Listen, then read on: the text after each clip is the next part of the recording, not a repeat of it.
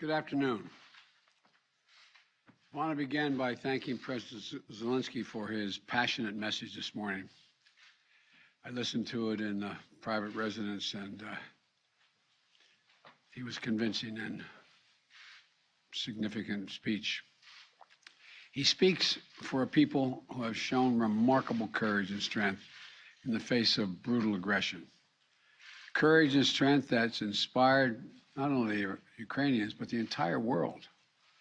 Putin is inflicting appalling devastation and horror on Ukraine, bombing apartment buildings, maternity wards, hospitals. I mean, it's god-awful. I was speaking about this with our commander behind me here, General Milley. I mean, it just is amazing. Yesterday, we saw reports that Russian forces were holding hundreds of doctors and patients hostage in the largest hospital in Mariupol. These are atrocities. They're an outrage to the world. And the world is united in our support for Ukraine and our determination to make Putin pay a very heavy price. America is leading this effort, together with our allies and partners, providing enormous levels of security and humanitarian assistance that we're adding to today, and we're going to continue to do more in the days and weeks ahead. We're crippling Putin's economy with punishing sanctions that's going to only grow more painful over time, with the entire NATO and EU behind us and many other countries. What's at stake here are the principles that the United States and the United Nations and across the world stand for. It's about freedom. It's about the right of people to determine their own future. It's about making sure Ukraine will never be a victory for Putin, no matter what advances he makes on the battlefield. The American people are answering President Zylynsky's call for more help, more weapons for Ukraine to defend itself, more tools to fight Russian aggression. And that's what we're doing. In fact, we started our assistance to Ukraine before this war began, as they started to do exercises along the Ukrainian border, the Russians, starting in March of last year. We took the threat of Putin invading very seriously, and we acted on it. We sent Ukraine more security assistance last year, $650 million in weapons, including anti-air and anti-armor equipment, before the invasion, more than we had ever provided before. So when the invasion began, they already had in their hands the kinds of weapons they needed to counter Russian advances. And once the war started, we immediately rushed $350 million in additional aid to further address their needs.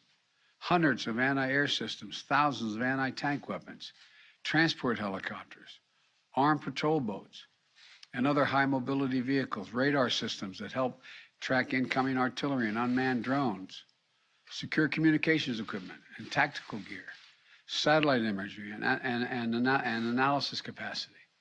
And it's clearly helped Ukraine inflict dramatic losses on Russian forces. On Saturday, my administration authorized another $200 million to keep a steady flow of weapons and ammunition moving to Ukraine. Now I'm once again using my presidential authority to activate an additional security assistance to continue to help Ukraine fend off Russia's assault, an additional $800 million in assistance. That brings the total of new U.S. security assistance to Ukraine to $1 billion just this week. These are direct transfers of equipment from our Department of Defense to the Ukrainian military to help them as they fight against this invasion. And I thank the Congress for appropriating these funds. This new package on its own is going to provide unprecedented assistance to Ukraine. It includes 800 anti-aircraft systems to make sure the Ukrainian military can continue to stop the planes and helicopters that have been attacking their people, and to defend their Ukrainian airspace. And at the request of President Zylynskyy, we have identified and are helping Ukraine acquire additional longer-range anti-aircraft systems and the munitions for those systems. Our new assistance package also includes 9,000 anti-armor systems. These are portable, high accuracy shoulder-mounted missiles that the Ukrainian forces have been using with great effect to destroy invading tanks and armored vehicles. It'll include 7,000 small arms, machine guns, shotguns, grenade launchers to equip the Ukrainians, including the brave women and men who are defending their cities as civilians, and they're on the countryside as well. and as well as the ammunition, artillery, and mortar rounds to go with small arms, 20 million rounds in total, 20 million rounds. And this will include drones, which demonstrates our commitment to sending our most cutting-edge systems to Ukraine for its defense. And we're not doing this alone. Our allies and partners have stepped up to provide significant shipments of security assistance and will continue to help facilitate these deliveries as well. The United States and our allies and partners are fully committed to surging weapons of assistance to the Ukrainians. And more will be coming as we source additional stocks of equipment that we're ready to transfer. Now I want to be honest with you. This could be a long and difficult battle, but the American people will be steadfast in our support of the people of Ukraine in the face of Putin's immoral, unethical attacks on civilian populations. We are united in our abhorrence of Putin's depraved onslaught, and we're going to continue to have their backs as they fight for their freedom, their democracy, their very survival. And we're going to give Ukraine the arms to fight and defend themselves through all the difficult days ahead. We're going to continue to mobilize humanitarian relief to support people within Ukraine and those who have been forced to flee Ukraine. In just the past few weeks, we provided $300 million of humanitarian assistance to the people in Ukraine and in neighboring countries. Tens of thousands of tons of food, water, medicine, and other basic supplies to support the people in need.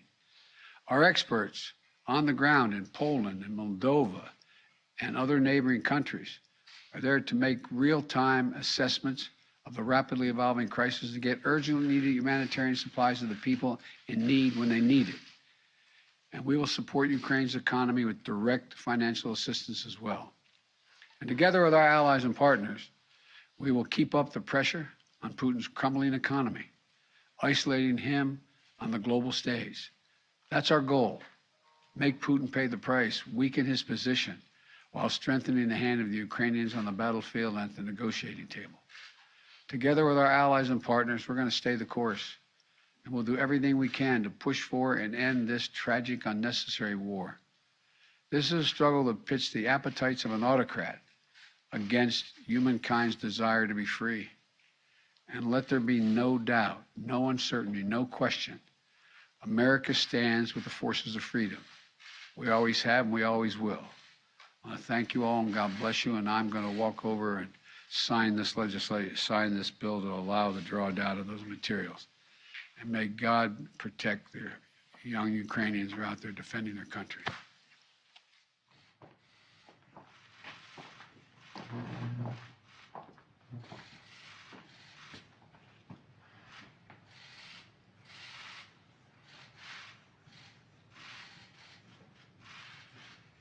What I'm signing here is the delegation authority under Section 506A1 of the Foreign Assistance Act of 1961, translated into plain English, a total of $800 million in defense arms.